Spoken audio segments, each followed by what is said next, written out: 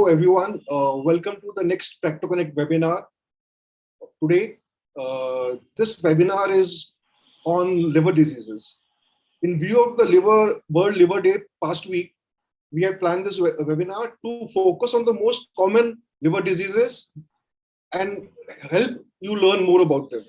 So the two liver diseases we are talking about today would be non-alcoholic fatty liver disease and infectious hepatitis. We have with us experts to help us learn about this. Our first expert is Dr. Lawrence Peter, who works as the Senior Consultant and Chief of Gastroenterology at Columbia Asia Hospital, Bangalore. He has over 23 years of post-DM experience in treating digestive and liver diseases. He's a very notable teacher and has been a guide to more than 10 postgraduate and doctoral students in medicine and gastroenterology. He has done more than 70,000 endoscopic procedures, colonoscopic procedures, and ERCP. He was the first person to do esophageal and rectal manometry in Karnataka, and he had established the GI Physiology Lab at St. John's Medical College and at Manipal Hospital, Bangalore. He will be speaking on the global pandemic, if I may call it, non-alcoholic fatty liver disease. Also with us, very shortly joining, would be Dr. Dheeraj Karant. He's a consultant gastroenterologist and hepatologist at Manipal Hospital and Vikram Hospitals in Bangalore. He's always been a very, very patient-centric doctor, and he'll be talking to us on what has traditionally been the most important cause of liver diseases, infectious hepatitis. So first, we'll be starting with Dr. Lawrence Peter, who will be telling us more about non-alcoholic fatty liver disease. Over to you, Dr. Lawrence. Thank you. I'm audible? Yes, sir, you are. Thank you, Dr. Nilesh, for a wonderful introduction. And I'll start sharing my screen, then we'll start talking. So the next few minutes, I will be talking about the global pandemic of non-alcoholic fatty liver disease. My slides are visible? Yes, sir. Yes. So this non-alcoholic fatty liver disease is now a worldwide epidemic. We are all in midst of a pandemic called COVID-19, and which is very actively coming like a typhoon or a cyclone. But this is a gentle, slow pandemic which is going on in the world, and it's increasing in incidence nowadays because of increasing in incidence of sedentary lifestyle and obesity. Prevalence is increasing in parallel with increasing in obesity, diabetes, and metabolic syndrome. And it is estimated to affect as a third of general population. Especially in India, there are various studies which says that it varies from 15 to 30%. And it's seen in around 70% of diabetic and obese patients. What is fatty liver disease? Histologically, it is defined as if more than 5% of the hepatocytes show fat, macrovesicular fat, then it is considered as fatty liver disease. But Nash is a subset of fatty liver disease or non-alcoholic steatohepatitis, where the fat accumulation is associated with inflammation, progressive liver cell injury, and fibrosis. So we have a spectrum of simple steatosis, that is just fat, and then inflammation, fibrosis, and cirrhosis. So if you look at the global burden of non-alcoholic fatty liver disease and non-alcoholic steatohepatitis, is very high. You see, India, it's estimated to be between 20 to 30%. But if you look at subsets of patients who have other diseases like obesity, or 51% of them have NAFLD. Type 2 diabetes, 22 percentage of people have type 2 diabetes, and hyperlipidemia around 69%, and blood pressure or hypertension around 39.34%, and metabolic syndrome is seen in around 42%. And also, it's not just a disease of the adults, it's also seen in pediatric population and adolescents and teenagers. It studies estimating a prevalence up to 3 to 18%. And now if you see in a liver clinic or a major liver center, non-alcoholic fatty liver disease has become a common cause for a chronic liver disease of cirrhosis and its complications, admissions, end-stage liver disease, and even transplantation. So as I mentioned, there's a spectrum of uh, liver disease, which is a healthy liver, which is very supple, pink or red brown, and then the fat accumulates. You can see the hepatocytes gets bloated, and the large droplets of fat are present, and which displaces the nuclei to one side, and then the inflammation. This can progress to the steatohepatitis phase, where there is you have inflammation with plasma cells and mononuclear cells and polymorphic cells, nuclear cells, and then gradually fibrosis sets in, and then finally this progresses gradual march towards cirrhosis, which is an end stage fibrosis scarred liver disease. So if you see, it progresses, NAFL, around 25% of them progress to Nash, especially people when they have other risk factors like overweight, obesity, metabolic syndrome, dyslipidemia, type 2 diabetes. And this Nash or steatohepatitis, over a period of time, start developing fibrosis. It's around it's estimated that the prevalence of 25% of them progress from one stage of fibrosis to the next stage over a decade, and then finally land up with F for fibrosis or cirrhosis. The cirrhosis can finally lead to decompensation like ascites, portal hypertension, varicose bleeding, encephalopathy, and some of them develop HCC. This progression may not be apparent clinically. It can be a silent progression. That is why it is important to monitor this patient and actively look for these diseases in patients with the risk factors. Some of them may develop just with hepatocellular carcinoma and then without undergoing all these obvious phases.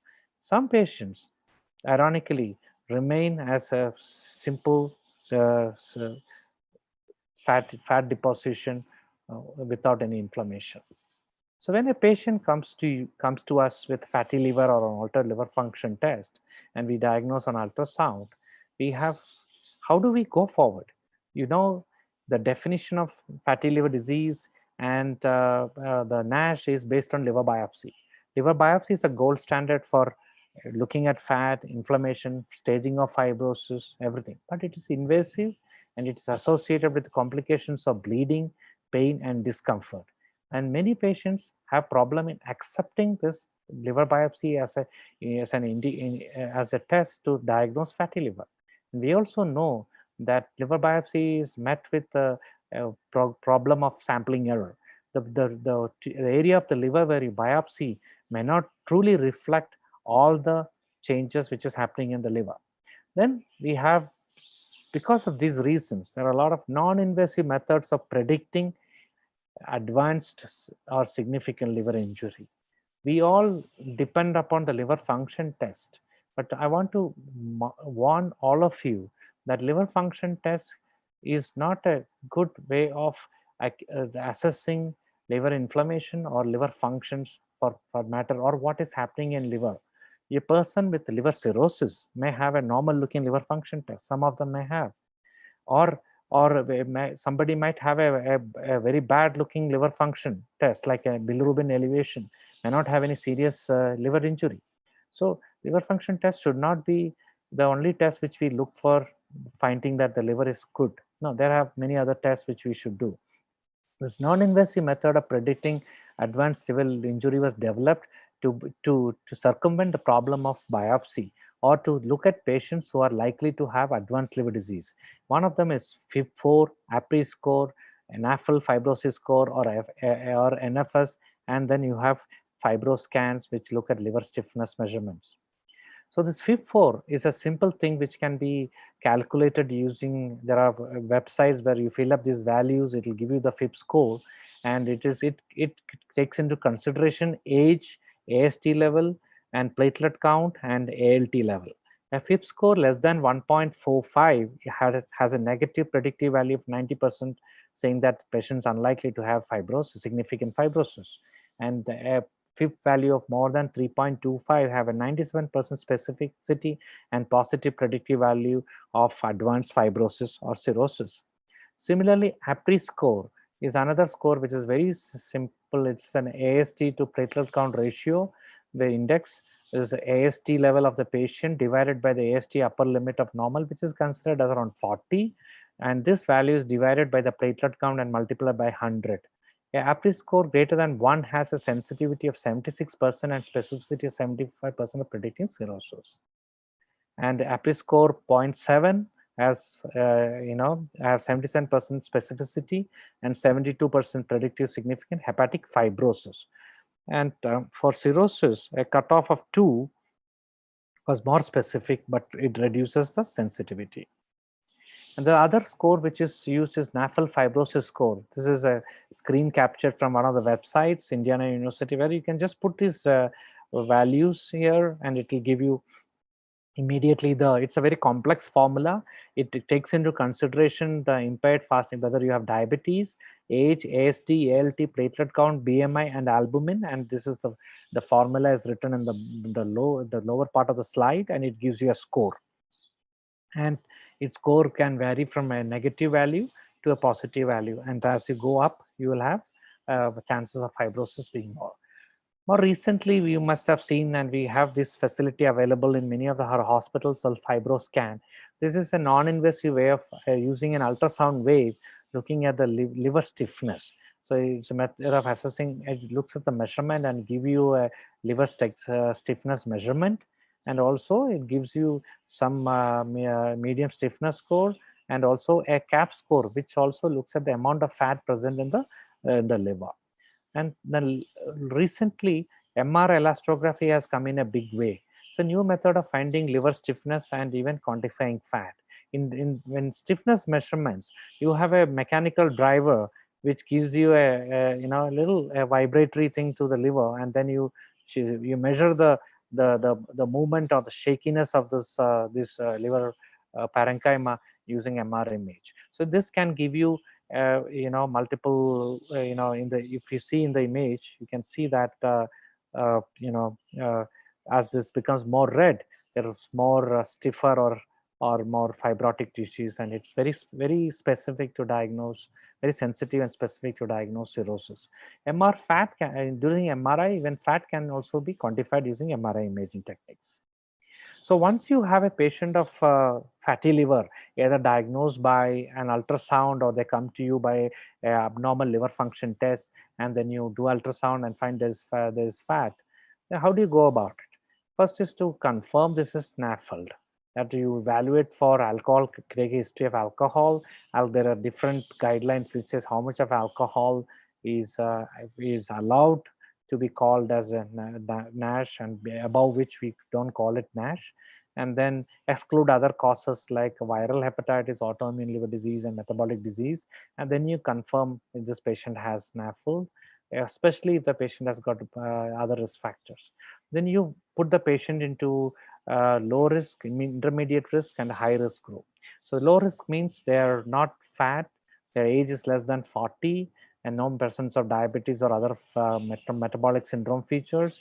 And when you do a non-invasive fibrosis scores like Fib Score, Apri, and NAFL fibrosis score is less values, which is there in the slide, 1.3, 0.5, and minus 1.455, or Fibroscan values less than 5 kilopascal. So these are considered as low risk. These patients, you don't have to do any further treatment, follow and reassess at the risk factors. You look at the risk factors involved and try to treat and modify the risk factors.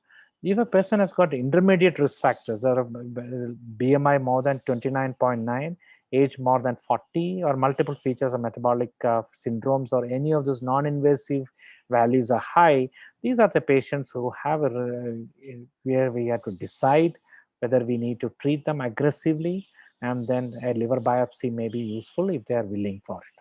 And high-risk patients who have high AST level more than ALT level, platelet less than 1.5 lakhs, non-invasive fibrosis scores like high Fib score of more than 2.67, Apri score more than 1.5, and NFS score more than 0.675, or Fibroscan more than 11, then you should definitely consider liver biopsy and confirmatory, and then, or you can do an MR elastography to confirm cirrhosis, and this patient should be aggressively treated.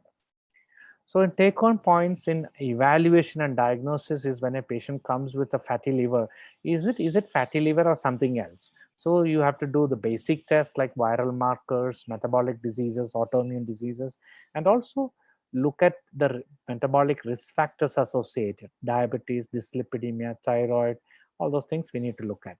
And how to differentiate it, NAFLD and NASH, it's not very easy, but this clinical non-invasive methods may help us to define from a simple fatty liver versus inflammation and fibrosis related fatty liver. And this reliability of non-invasive assessment of liver fibrosis is quite reliable. It's very good for identification of high risk factors, but may not be able to differentiate between simple fat versus NASH. And liver biopsy may be needed in patients who have significant risk factors. Now, coming to the second part of my talk, which is on the treatment approaches and the future methods. The current best practice in NASH management is lifestyle changes, which include weight loss, active exercise, and dietary changes. And then you have the established pharmacological agents, and there are a lot of investigational therapies which are undergoing in phase 2 and phase 3, and surgical management like obesity associated bariatric procedures have a definite role in some patients with NASH management. Lifestyle changes in non-alcoholic fatty liver disease is the foundation of any treatment. So whatever you do, whatever may be the modality, pharmacological, surgical, lifestyle changes is very important. That includes the exercise, diet, and weight reduction. I'll come into details of these, and just difficult to achieve and sustain. And not enough for morbidly obese. This may not be just sufficient for a very obese person. So if you look at the percentage of weight loss associated with histological improvement in NAFLD, if you have more than 3% of weight loss, then there is 35 to 100% reduction in steatosis in various studies, and weight loss more than 5, the ballooning and inflammation comes down to around 0.5% or more, and weight loss more than 7%, the NASH resolution, complete resolution happens in 64 to 90%, and weight loss in more than 10% of the body weight, when the fibrosis can regress. So this is an important message to the patients, to show that achieving weight reduction is most important. It will reverse the disease, it will reverse the bad metabolic milieu which is going in their body, and exercise and weight reduction is the best way to convert the pro-inflammatory or the bad metabolic thing which is happening in their body to a much more better metabolic milieu. So lack of exercise is very common. If you see the studies, around 20% of patients only recommend physical activity, and 50% of patients in NAFLD in one study had no physical activity at all. So what we should do is that vigorous intensity exercise, more than 6 METs for 75 minutes per week, and associated with a decreased odds ratio of NASH. So at least 3 times a week they should be exercising vigorously, and the reduction of 10% of body weight should be considered. And coming to the diet, a calorie deficient diet of around 20 to 30%, maybe around 1,200 kilocalories, with predominantly protein as a major source of energy, and carbohydrate and sugar less, and fat reduced. This, I would like to remind you, it's not just fat restriction which is important. We need to understand the carbohydrates and sugars are a major culprit which drives the adipogenicity in the body and the liver in these patients. So it's very important to reduce these things in our day-to-day diet. Now, coming to pharmacological treatment of NASH, there are recently only few drugs have been FDA approved specifically for management of NASH. Earlier, there were studies on vitamin E, pioglitazone, and then we have the recently saroglitazar and obitacolic acid, which has come to practice. And more limited data is available on pentoxifylline and liraglutide. And why not treat empirically every patient with vitamin E? Because vitamin E helps to reduce only the AST and ALT level in majority of the studies. And in 50% of patients do not respond to vitamin E. And even in patients who respond to vitamin E, the AST ALT normalization are not reliable to assess a quiet progress into cirrhosis. That's not the best way to look at it. So, and there is also increased risk of hemorrhagic stroke and prostate cancer, and there is a question raised on long-term safety.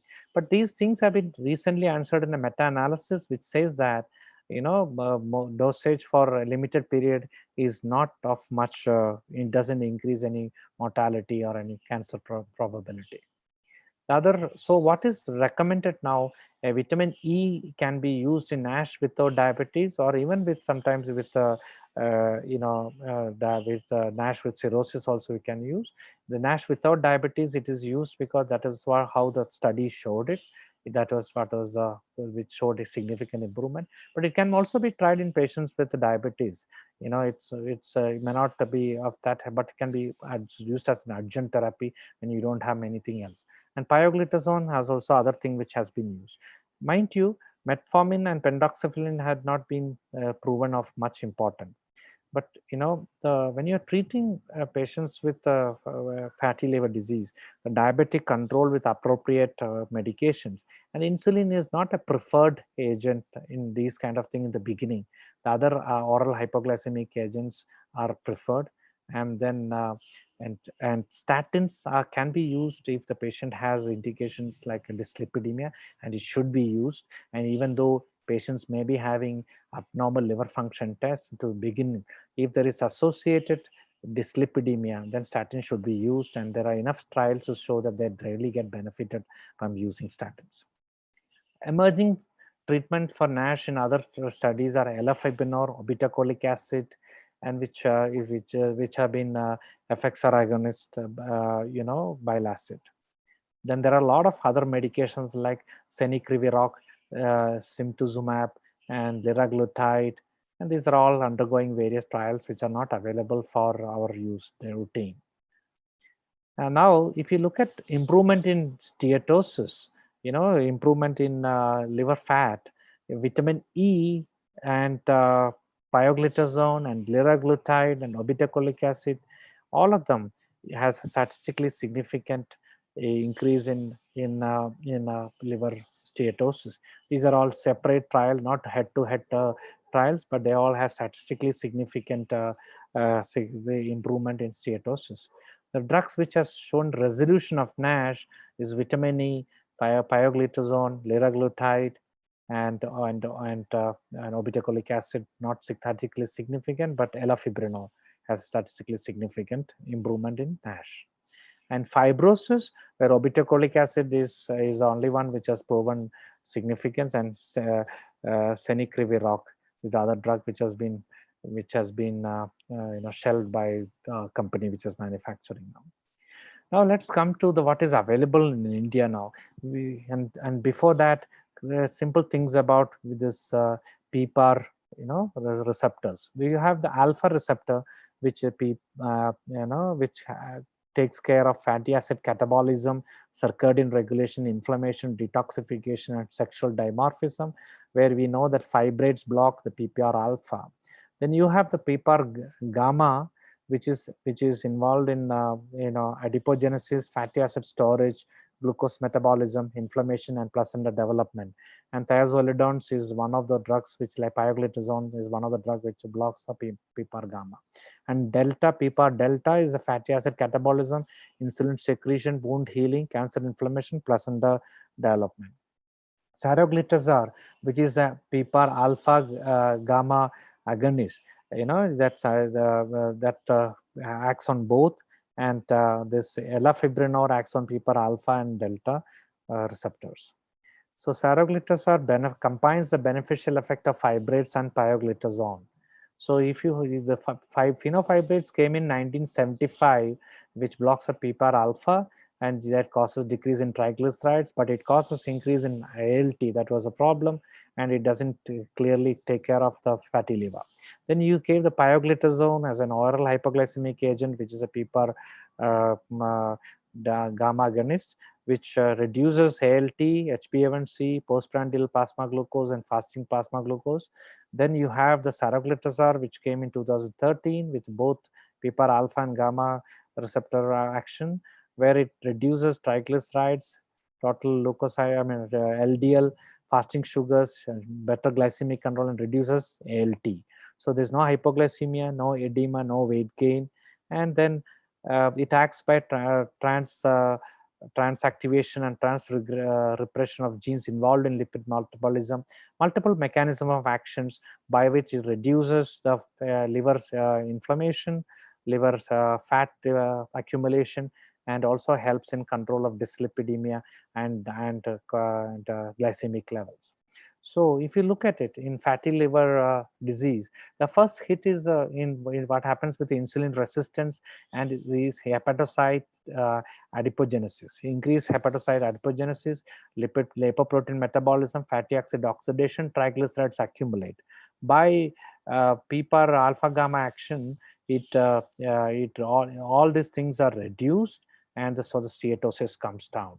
And the second hit which causes inflammation is through the bacterial endotoxin and the pathogen associated molecular patterns which causes inflammation, and it causes high Kupffer cell activation and cytokine releases like TNF alpha, interleukin beta, and IL-6. And that is the mechanism, the second hit mechanism, pathogenic mechanism, which drives the NASH. So by this drug brings down the expression of all these things and also helps in decreasing inflammation. And the third problem is fibrosis. That's because it happens of stellate cell stellate cell activation and fibrosis, which is 4 fibrotic mediators are secreted, and stellate cell activation. Even that is also inhibited by the saroglitazar. So this drug reduces fibrogenesis, and theoretically it regresses the fibrosis to we can bring back to a less fibrotic liver and a fibrotic liver to even a normal liver. So there's a large placebo-controlled trial going on, and the results are very, very encouraging. And it should be used initially, even though the trial says 8 weeks or 12 weeks, it should be used till you achieve the target lifestyle changes. So the other drug which has come to market is Obitacolic Acid, is a FXR agonist.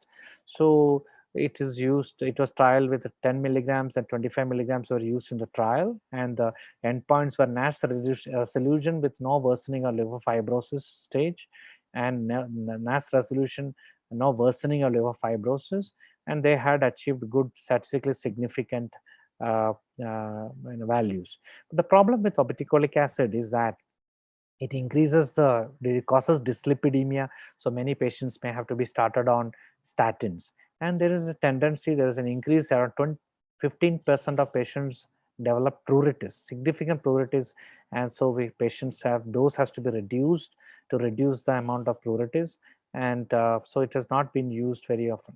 There are a lot of trials about, trials showed and patients on obitacolic acid had increase in liver inflammation and liver injury, and they are prone for other drug-induced liver injury or other toxic injuries to liver.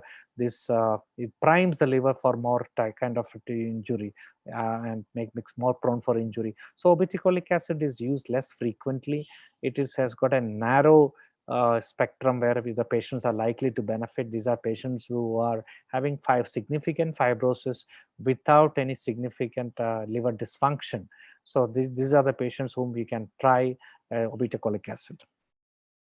So summary of pharmacotherapy: there are multiple pharmacological targets in development for NASH. It could be based on liver adipogenicity, insulin mechanisms, even endotoxemia, to reducing the endotoxemia. All those things, there are multiple mechanisms. 2 FDA approved histological endpoints which is used in the trials are resolution of NASH without worsening, or improvement of fibrosis without worsening of NASH. And we have various surrogate markers in early phase development. So coming to a summary of this talk, NAFLD and NASH is a major global pandemic, and it's going to increase as long as our lifestyles and sedentary lifestyle, obesity, and increasing in diabetes, it is going to happen. And there's sufficient data to support screening for NAFLD and NASH in general public, and more so in high-risk groups like diabetes, hypertension, and older people more than 40. So this should be done using an ultrasound, liver function test. Even fibroscans can be used in some scenarios where it is used in bulk. Diagnosis should be sought in all patients with high risk group. So everybody who is treating diabetic patients or dyslipidemic patients or hypertensive patients, or patients who have history of liver disease in the family should be screened for fatty liver using an ultrasound and liver function test. And in those patients whom it's picked up, non-invasive methods like Fib4 and Apri Score, all those things are important to record patients who are likely to have significant liver disease. And if needed, a biopsy should be done. And not all patients require aggressive pharmacological therapy, but pharmacological therapy of the risk factors are very important. And patients with more risk factors and fibrosis on biopsy surely require very aggressive therapy. And diet and exercise and weight reduction and correction of risk factors form the 4 pillars of management of patients with non-alcoholic fatty liver disease. And adherence to therapy is paramount importance. You take treatment for 6 months and then forget about it and come back to the original old lifestyle, it's not going to help. So it is very important to motivate, and it has to be a team approach. It may include a nutritionist, a liver specialist, maybe even a surgeon in a very obese patient, and a counselor, everybody may be required, and even physical training and activity, exercise, physiotherapy. I mean, somebody who tells them what exercise rather than just telling them do some exercise, nobody's going to do. You have to tell them what exercise to do, or somebody should get them into a modality of exercise. There are a lot of trainers available, or maybe for a 1 month you tell them, you have in your hospital with the help of physiotherapy department, get them into an exercise schedule, and then they will be able to follow this up. And so thank you very much for your patient listening. Thank you very much. Thank you, sir. Thanks a lot for that very, very insightful talk. I think I learned much more in this last 35-40 minutes than I would have learned in months of study. It was a really detailed things. I learned a lot of new things like Apri Score, Fib Scores. I had no idea. We had never learned these things in college. And thanks a lot. And we got many new sources to calculate this scores very easily online. So that was a lot. We have a few questions. I was initially planning to take it in the end after Dr. Dheeraj's talk, but I just got a call from Dr. Dheeraj that he's stuck in a family emergency, like I said earlier also. So I'll take the questions first and we'll wait for him for a few minutes. Otherwise, we will carry on. So you have actually covered the questions already, but let me ask you again. So somebody had a doubt that what about people with knee osteoarthritis for whom almost no exercise is possible? How can they burn calories? So if they have real severe osteoarthritis, what should they do? That's very important, very interesting question. So it's very important to start exercise very early. The osteoarthritis, once a patient develops obesity, osteoarthritis, it becomes a vicious cycle. You are unable to exercise. So you should motivate people to start exercising very early so that their body mass is less, so that prevent osteoarthritis. Second, we need to see whether this osteoarthritis is with knee, predominantly knee, and there is significant obesity, knee replacement surgery, whether it's feasible. Bariatric surgeries are the third option. You can think about a gastric bypass or a sleeve gastroplasty in these patients. And the type of exercises which can be given to them are, one is swimming. You can ask them to swim. That is one way of exercise which you can give. And even this non-traumatic exercise like cross trainers and all those things helps with minimal problem. But if you have severe osteoarthritis and obesity which is not making you move at all, then hand exercises can be done, and a bariatric surgery and a knee replacement are the ways to go forward. Thank you, sir. Personally, I love swimming, so I think I will follow that example just in case preventive. Hope you don't have osteoarthritis. No osteoarthritis, but you can always start as soon as possible.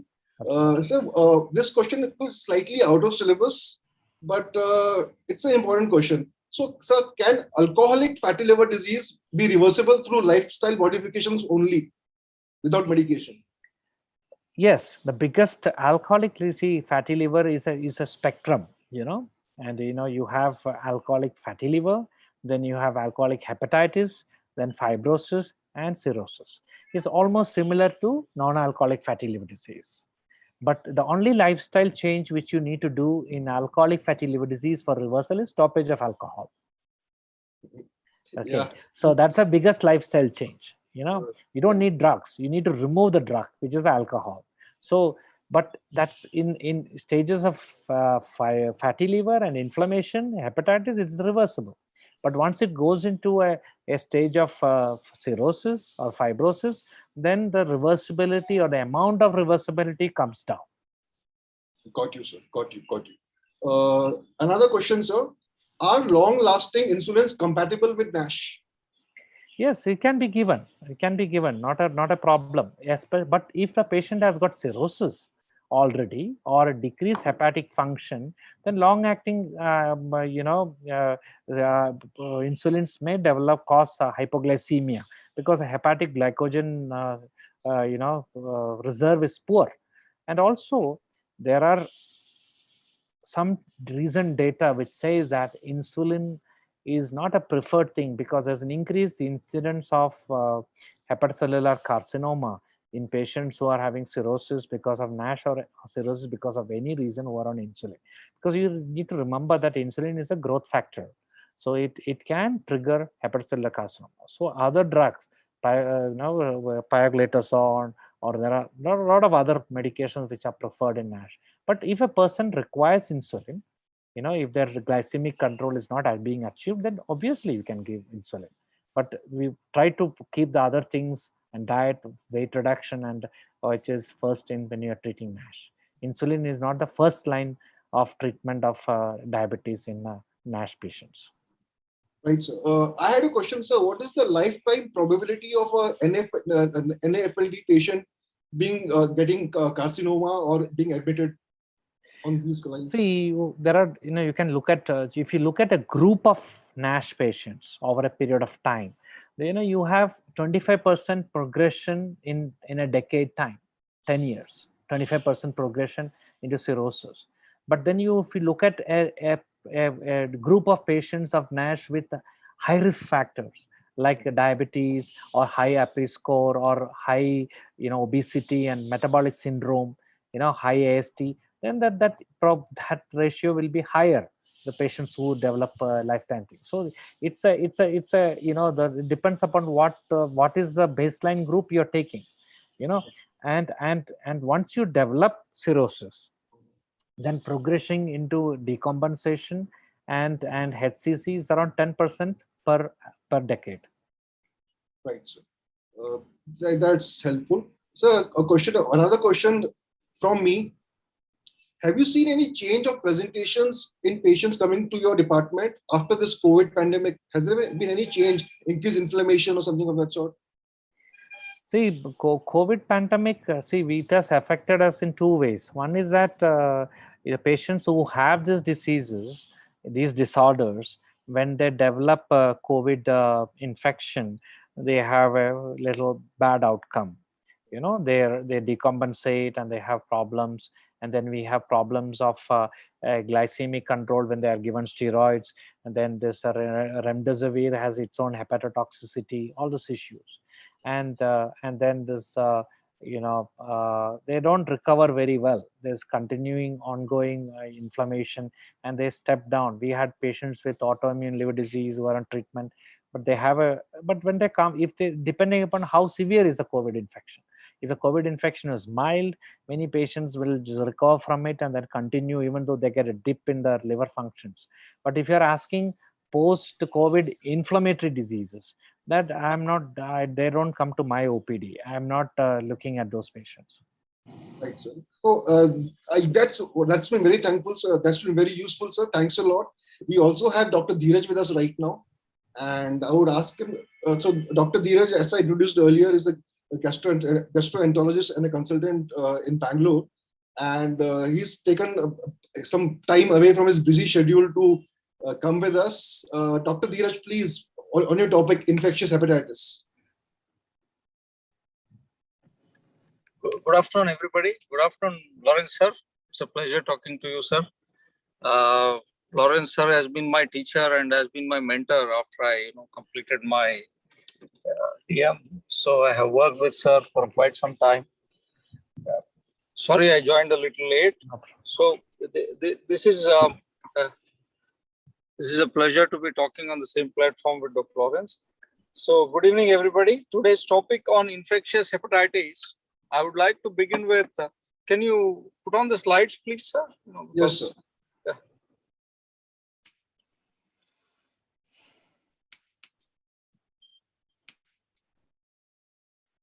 Is it visible? Yeah, it is quite visible, sir. It is quite visible. Yeah, please, sir. So I have made it as brief as possible and as informative as possible. I'm pretty sure that if there is anything else that needs to be done, there is a senior gastroenterologist who would be guiding us through. So the topic of today's discussion is infectious hepatitis, and for the people who are on the CME, I would like to tell you that infectious hepatitis, I would, as a clinician, classify it into waterborne and bloodborne type of hepatitis or serum-borne hepatitis, as it was initially done many years ago. Can I have the next slide, please? So these are the two major categories that I would like to look at hepatitis as in our discussion, in our ensuing discussion. So serum-borne hepatitis include hepatitis B and hepatitis C. And the ones that are waterborne include hepatitis A and E, which is commonly self-limiting. There are other rare infectious hepatitis, and hepatitis can happen with any sort of a viral illness or any sort of a toxin. But the viruses that cause infectious hepatitis are commonly A, E, B, and C. And amongst them, B and C are serum-borne hepatitis, and waterborne hepatitis include A and D. Other rare infectious hepatitis due to viruses like Epstein-Barr or herpetic hepatitis is known, but they are very fatal and they happen in a particular set of people in whom you have to be clearly observant to pick them up with a particular type of picture seen on blood investigations. The next slide, please. So these are the bloodborne or serum-borne hepatitis. We are all very familiar with hepatitis B and hepatitis C. The hepatitis D is never seen in isolation. It is always seen in conjunction with B. When a hepatitis B does not improve despite treatment, it is most likely an underlying hepatitis D that is causing the problem, or other possible causes. But the treatment for hepatitis D remains similar to that of hepatitis B.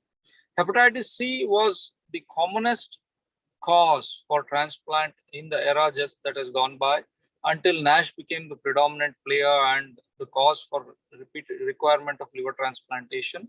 Hepatitis C was the #1 cause for liver transplantation all over the world. Thanks to technology in which they developed some great drugs for treatment of hepatitis C, what was a very difficult disease to treat with the use of interferons causing a lot of toxicity and all, changed into something that became easy to treat, except for a few small subset of patients who still require, who are still challenges to treat with hepatitis C. But most of the hepatitis C is treatable with the present day available oral antiviral drugs that have become easily available. So hepatitis B and C almost have similar treatments, but both hepatitis B, C, as well as D, which goes along with B, are all serum hepatitis or transmitted by serum initially as it was found. But later on, we have discovered that hepatitis B gets transmitted. Maternal fetal transmission is the most common transmission that we have in our country. Next slide, please. So the other hepatitis that are waterborne include hepatitis A and hepatitis E. These are self-limiting hepatitis that happen with transmission through food or through water, and they have a characteristic presentation. A very small number of them, if at all, require any form of a treatment, but most of them are self-limiting with their course which they run through, which I will be describing in a little detail a little later. So these hepatitis A and E are not known to produce chronicity or long-term infections, do not lead to long-term diseases like cirrhosis or hepatocellular carcinoma, except there are rare reports of hepatitis E causing chronicity, especially in post-transplant scenarios. The next slide, please. So the rare causes of infectious hepatitis include Epstein-Barr viruses and herpetic infections. Like I was mentioning in the past 2 minutes, these infectious hepatitis need to be carefully picked up in particular subset of patients. For example, herpetic infections are very common in people who are pregnant, who is immunosuppressed in these patients, and the enzyme numbers are very much higher than what we see in patients who have the other forms of hepatitis A or E with acute infections. Epstein-Barr virus infections, very rare again, very rarely we see them present as acute severe hepatitis, but they do cause hepatitis. And like I said, most other viruses, including dengue, there are many case reports of dengue virus causing hepatitis and causing fulminancy. So most other viruses which infect the body in general can give rise to hepatitis. The severity or the intensity may not be as much as that of hepatitis A, E, or B and C, but they do cause hepatitis to a great degree, which usually settles down when the viral infection settles down. The next slide, please. See, most of these waterborne hepatitis in the form of hepatitis A, E, or an acute form of B, all these hepatitis will have a prodrome. When they are presenting, they present with a prodrome. What is this prodrome? The prodrome is a phase in which the person presents with fever, sudden loss of appetite,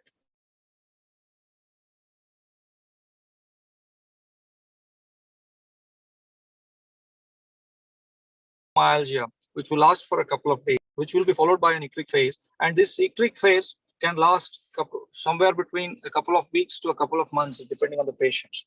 So during the eccric phase, jaundice sets in and lasts for a little longer time than what normal people expect in our country, because most people end up going to a non-allopathic practitioner because they don't want this jaundice. The last phase, cholestatic phase, is varied in different people. Some people present with cholestatic phase, which lasts somewhere between 4 to 6 weeks or a little longer. And this is the most disturbing phase of cholestatic hepatitis, especially the recovery phase in people who develop itching, and which is so bothersome that sometimes people, shop from one doctor to another to get rid of this itching. But nevertheless, it never develops in almost all the patients don't develop itching. A few of them do develop itching, and those who develop severe itching are, always worried about this particular symptom. So this phase, which lasts anywhere between 3 to 6 weeks, again, it can go on for a few months in few patients. The next slide, please. So a couple of patients who develop this hepatitis can develop fulminancy. What is this fulminancy? The development of an encephalopathy in patients who had hepatitis. If it happens there are various definitions, but the commonest one that we follow is that if you go by the King's College criteria, it is within 8 days of development of jaundice if there is development of encephalopathy, or if you go by the American standard, it is now 26 weeks. If they develop an altered sensorium or encephalopathy within the 26 weeks of development, 26 weeks of development of jaundice, they develop what is called as a fulminant failure. Fulminant failure is something which is very, very critical for the recovery of the patient. It is difficult to predict how things will swing in these patients. There are many studies from our country where they have found that our causes of fulminant hepatic failure are much different from the causes that we see in the West. And Dr. Acharya et al. Have studied a lot of cases of fulminant hepatitis in this country and have found that in India, transplant is not the only answer for patients who develop fulminant hepatitis. And there have been umpteen number of studies after that which have also proven the same thing, because most of our infectious hepatitis, they respond well. You have to tide over the crisis. What you need is a good quality ICU care, a good prophylactic antibiotic, antifungal, management of the cerebral edema, encephalopathy and prevention of hypoglycemia in these patients, they do have a good outcome, especially in our country. But nevertheless, there is always that small subset of patients who would worsen despite the best care and require a transplant. And these are the patients who you cannot pick up in the initial days. You have to closely watch patients with viral hepatitis or infectious hepatitis, so that if they have an early sign of encephalopathy, you admit them, you give them the quality care in an ICU with nursing in 45-degree condition position, so that the cerebral edema is less. See and watch for cerebral edema, prevent infections, prevent hypoglycemia, adequate nutrition, and prevention of complications associated with cerebral edema and hepatic encephalopathy and infections cures most of these patients. The percentage of patients, the good news is that going into fulminancy is quite small unless there is an underlying liver disease, in which case it becomes an acute on chronic liver disease and not a fulminant hepatic failure. But nevertheless, what happens in our country is most of the people who have hepatitis B as a child, they don't come to know about hepatitis B till they grow old. And once suddenly they present with jaundice, which may be tipped off by a hepatitis E on a hepatitis B, they suddenly come with a failed liver in the form of ascites, in the form of encephalopathy, or in a very poor condition. And then it is the presentation is that of an acute on an underlying chronic liver disease, which was already present in the form of a silent B. So the fulminant hepatic failure is in a very small, less than 0.5% or even less of patients with most of these infectious hepatitis, but they are very critical group of patients in whom identification of fulminancy at the earliest is important. Treating them aggressively in an ICU is important. Preventing infections is important. And in a small subset of these patients, small subset of this subset of patients would require a transplantation. A watchful eye and to keep the transplant team in the loop is what is very important in these group of patients. The next slide, please.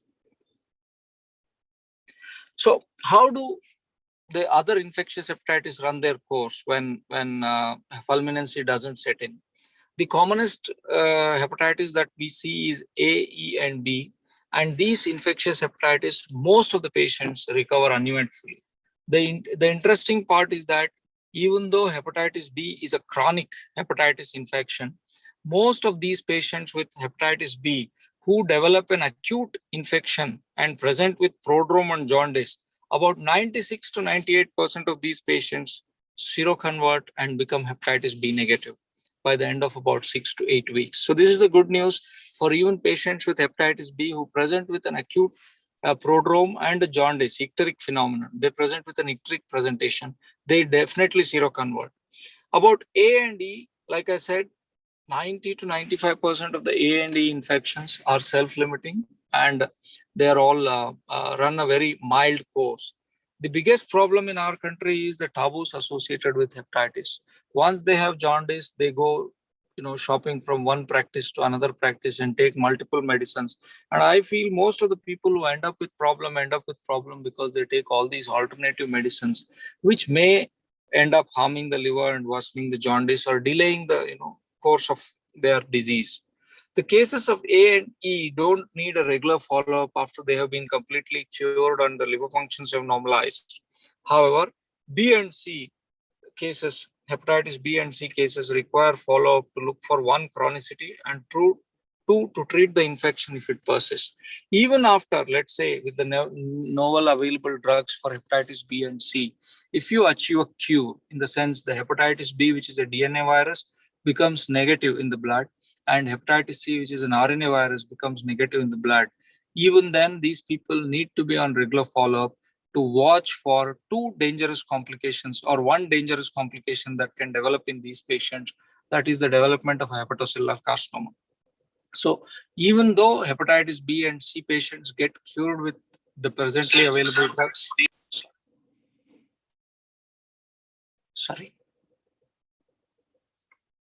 Sorry, am I audible? Yes, sir, you're audible. Please carry on. Yeah. So even though the patients with hepatitis B and C get cured with the presently available drugs, they still need to be followed up regularly because of the fear of hepatocellular carcinoma, which is one thing that we all as gastroenterologists, physicians, and doctors treating liver disease should be aware of, and they should be screened periodically with a 6-monthly ultrasound and a liver function test. If there is any alteration, to clearly look for a higher imaging modality to look for a hepatocellular carcinoma. Next slide, please.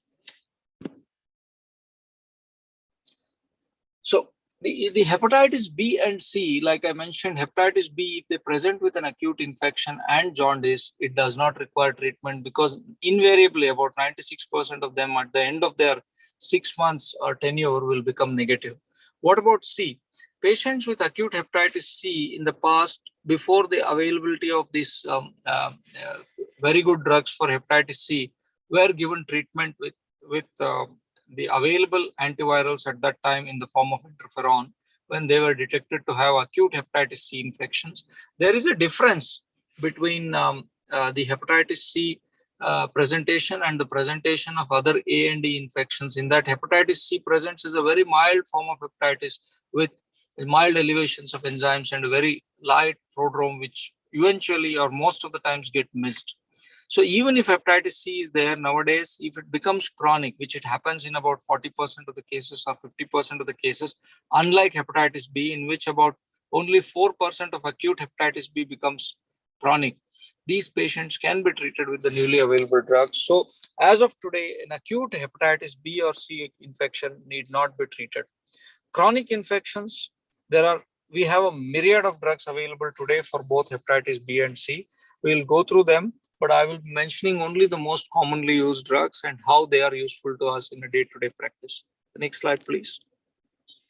So in which of these diseases you can achieve a complete cure? In hepatitis C, the answer would be, as a clinician, yes, we can achieve a complete cure in about 90% of the patients in all the genotype, pan-genotype. We have about 6 genotypes of hepatitis C, and it was difficult to treat a couple of genotypes with the previously available interferons and the drugs that were available. But nowadays, with the availability of the oral directly acting antiviral drugs, about 90+% of these patients can be completely cured of hepatitis C. And once hepatitis C is cured, you tend to, sort of follow them up for hepatocellular carcinoma in the long run. Hepatitis B, can you completely cure? This is the common question that I get asked by my patients who come to me. They come with a hepatitis B report. They want to go abroad to work, and there are certain countries which won't allow people with hepatitis B. They ask me whether, can you completely cure this? Unfortunately, the answer is no. Only you can occasionally make the person hepatitis B negative with the presently available drugs. But thanks to the technology, the presently available drugs can completely suppress the hepatitis B DNA levels to such low levels that progress to chronic liver disease and development of hepatocellular carcinoma can be prevented, can be halted in these patients. So next slide, please. So what are the drugs that are available for hepatitis B? There are multiple drugs. It all started with interferon, and then came lamivudine, and then came adfovir, and then came telbivudine. And the presently available 2 drugs which are very, very useful are entecavir and tenofovir. Amongst these, there is complete suppression of viral load for a period of about 5-6 years in more than 90% of the patients with the entecavir and tenofovir. Like I previously mentioned, can the hepatitis B become negative in these patients? The answer is no. Only about 3 to 4% of the patients become hepatitis B negative, even on treatment, that too at the end of 3 to 4 years. Now, with entecavir, the safety margins are quite higher. With tenofovir, there were 2 problems we faced when we put patients on tenofovir. Number 1, the development of renal dysfunction. Number 2, the development of osteoporosis, which increased the risks of fracture in these patients. Then came tenofovir alafenamide, a molecule similar to tenofovir, smaller in strength, but more renal friendly and bone friendly. So you don't need to monitor these patients when they are put on tenofovir alafenamide. The next slide, please. So before I come to hepatitis C, I would like to also mention that in B, the caveat is that people can be started on these drugs to suppress the hepatitis B virus to undetectable levels and keep them away from the risk of cirrhosis and hepatocellular carcinoma. But the tenet of the problem is that they have to be on probably lifelong medications. We don't know what's the cutoff point where we can stop the medications. In only a rare group of patients in whom the hepatitis B becomes negative, where you can stop these medicines. So for all practical purposes, whenever you start somebody on hepatitis B medications, it is presumed and it is explained to the patients that they have to keep the viral load low all their life unless they become luckily hepatitis B negative. It has to go on for the rest of their life, and watch for hepatitis B DNA levels very frequently.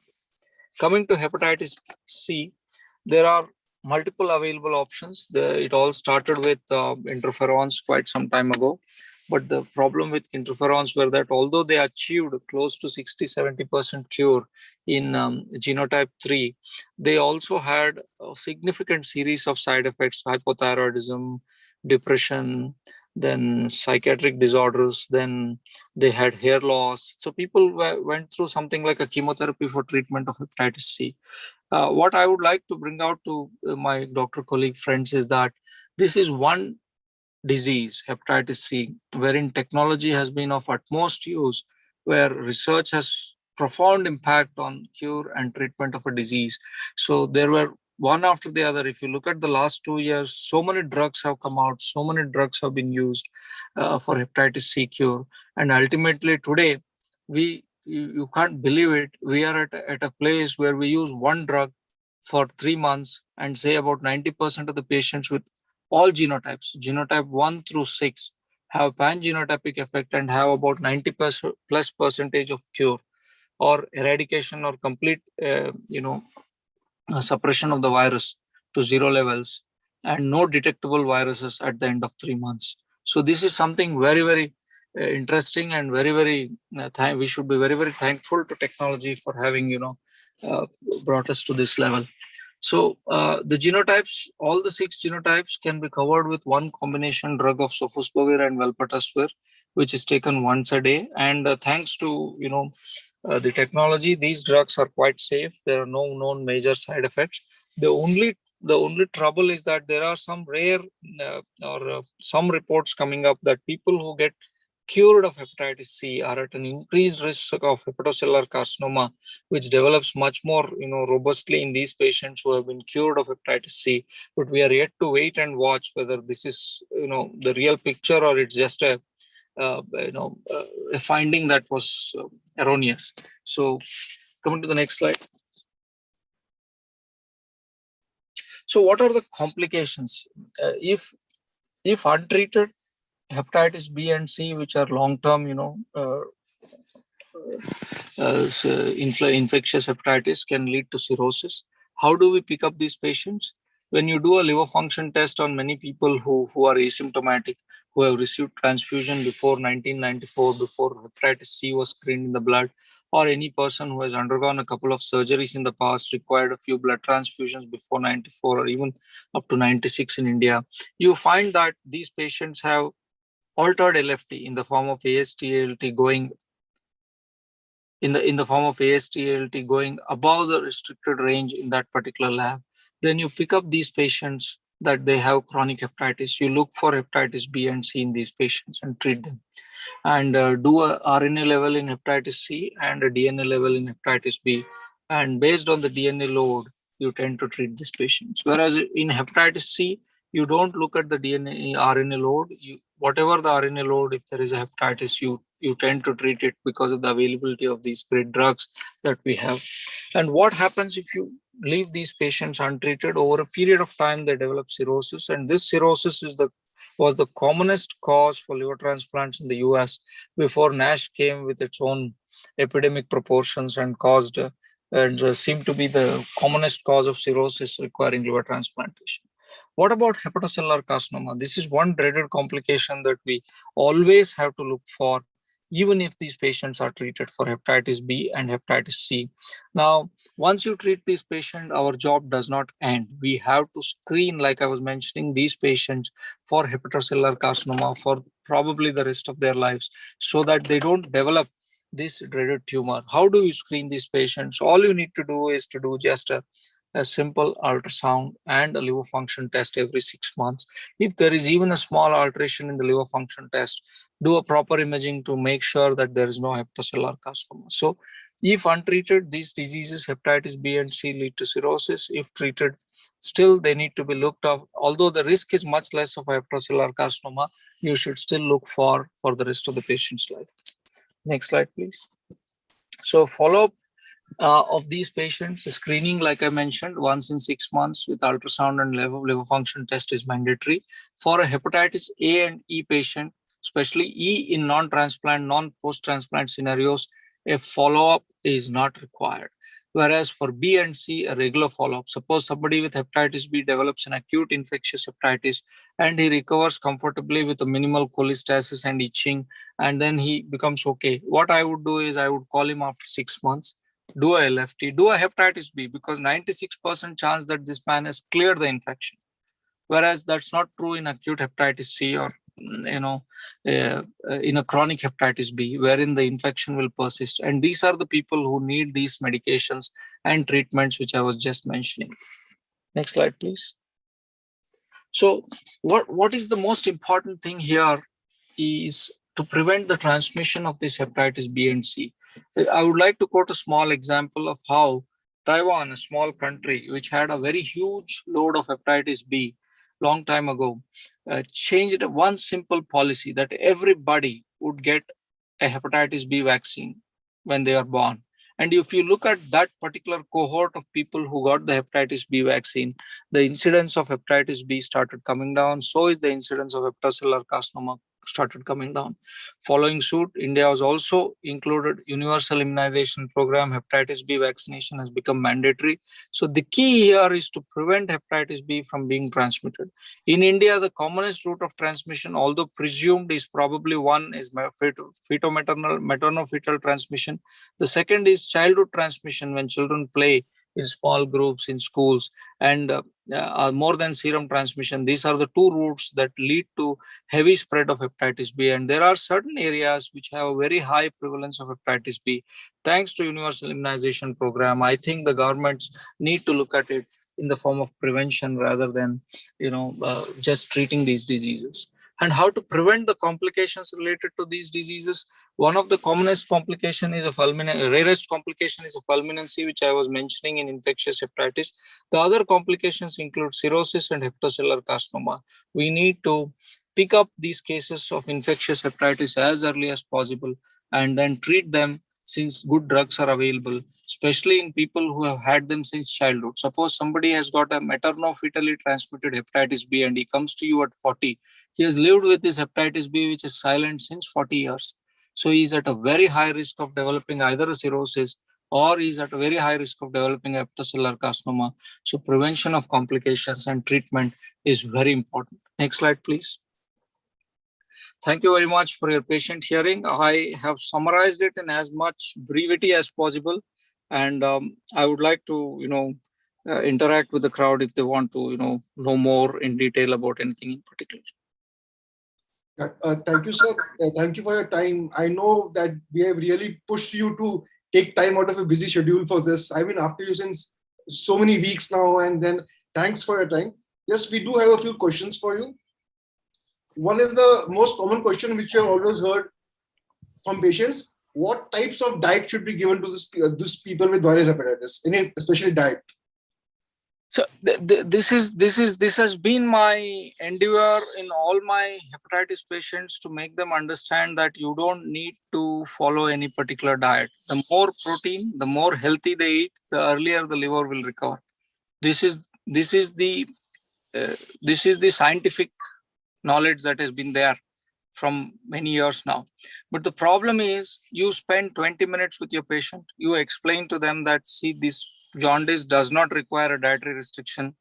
Eventually, 3 weeks later, patients come back 2-3 kgs down in weight or maybe more. And you find out from them, the first question is, what have you been eating? They just eat some very bland diet, which doesn't contain any protein. They have been devoid of all the necessary nutrients. So it's my endeavor to make my colleagues understand that there is no dietary restriction in hepatitis, except if a patient is in encephalopathy. If the patient is in drowsy state, if the patient is in cirrhosis-related hepatic encephalopathy, the protein should be a little lesser than normal, but not what level these people give them. He can have at least 0.8 gram per kg of protein. But, in India, even if we eat normally, we don't eat that much protein. So there's no point in restricting anything for these jaundice patients. This is a clear message that I want to send it to all my doctor colleagues. No dietary restrictions. And if you can make my patients or your patients understand this, hats off to you, your day is done. Thank you, sir, because this is one of the most difficult tasks in India. Because people want to know exactly kya khana hai, exactly kya nahi khana hai. So and unless you give them something not to eat, they won't leave your chamber. Exactly, sir. Exactly. So if I had to give something not to eat, what should I say? It's very difficult. I don't think scientifically you should say anything is not to eat. But you probably take off something that is not going to give him any value to his diet. I think you can tell them not to drink. Alcohol, no alcohol, and you can say excessively, fatty foods, excessively, because nobody eats such fat kind of fatty food, Correct. Because it sometimes causes nausea and vomiting. It is exactly for the point that we need to say something to prevent that. not that the fat is going to damage the liver. It's not going to happen that way. It is just that I think it is a deep kind of deep-rooted deep-rooted belief in our mind that everything is caused by diet, and diet can cure everything. It's not that way. Some things are caused by diet, and sometimes diet helps, not everything. Yes, sir. Yes. Thank you, sir. Lawrence, sir, if you could turn your video on, that would be very helpful. Yeah, perfect, sir. So now I have a question for you. Since I have you on the screen, I have a question for you also. Just before that, thank you, Lawrence sir, for being there. If I have made any you par excellence, No. Thank you, sir. I've been trained by you. That just made my day. Thank you. Anything that you would like to add on, sir, please? One thing I wanted to stress to all my doctor colleagues is that when a patient comes with hepatitis B or A or E, or acute hepatitis B, where Dr. Dheeraj told you some of them do not require treatment, don't make them think there is no medicine. Okay, that's true. So that's many a times what happens is that they get an impression that doctor said there's no medicine. So they went to an Ayurvedic doctor and took some medications, and then you have this, complementary and other medications induced liver damages. So what we need to stress to them is that the spontaneous recovery which is going to happen with only nutrition and proper nutrition, what Dr. Dheeraj was stressing, and that body's our own immune system and our own recovery and our healing power to sustain. And the liver is a very highly regenerative organ, and once the virus is removed from our body by our immune system over a week's period of time, our body will recover back. So for that recovery we require good nutrition, and that is very important. So that is very important. And then if you tell them that you don't need, there's no medicine, but because I have seen people coming with drug-induced hepatitis because of taking alternate medicines, because the allopathic doctor said there is no medicine. So so I think it's very important to make them understand it's not that there's no medicine.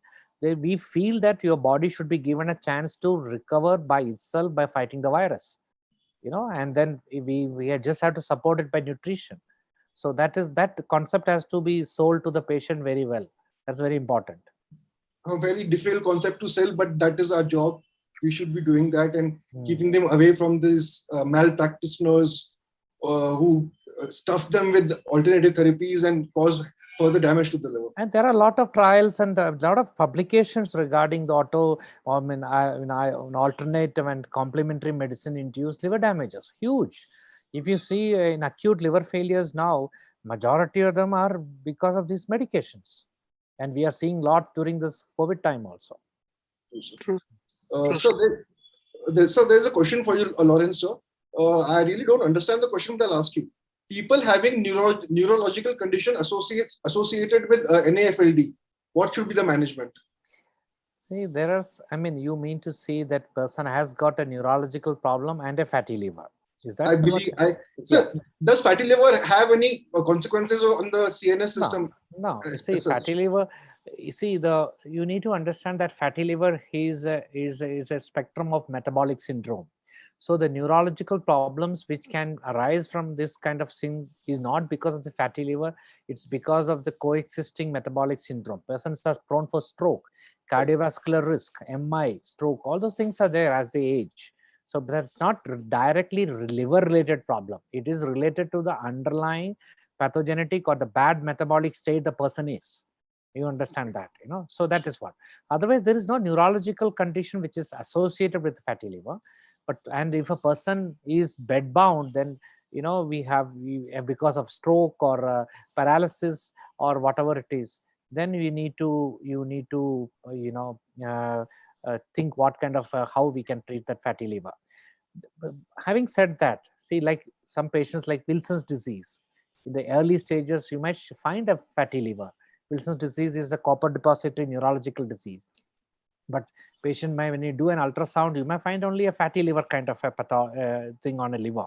But in that person, when you do the Wilson's workup, it may come positive. That is why it's important whenever, and some of the mitochondrial myopathies, glycogen storage disorders may look like a fatty liver initially.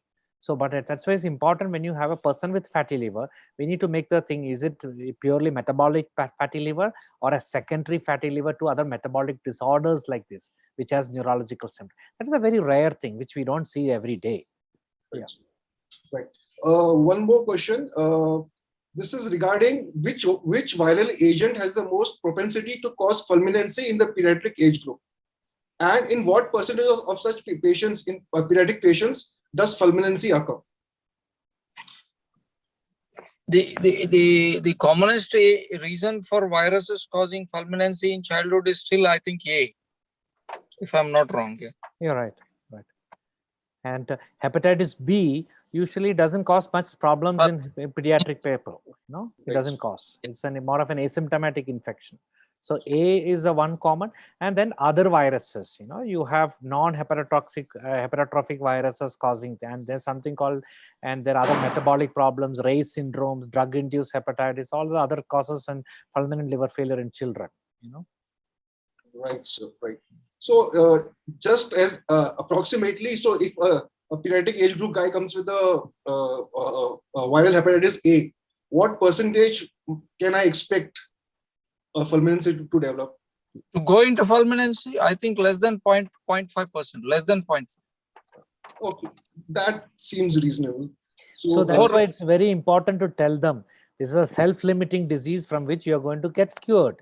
So as long as, and it's very important to do prothrombin times in these patients and not just LFT to see the liver reserve, and that will predict whether the person is going towards fulminancy. We get worried about the enzymes, we get worried about the bilirubin. Those are not the ones which you need to worry. You need to worry about the prothrombin time and other features of hepatic synthesis. Thank you, sir. So I think those are all the questions we have. Thank you for your time, sir. Actually, since we had the World Liver Day just a few days back, and the whole world, all doctors have been so focused on corona that we have forgotten some very important diseases that need to be treated better.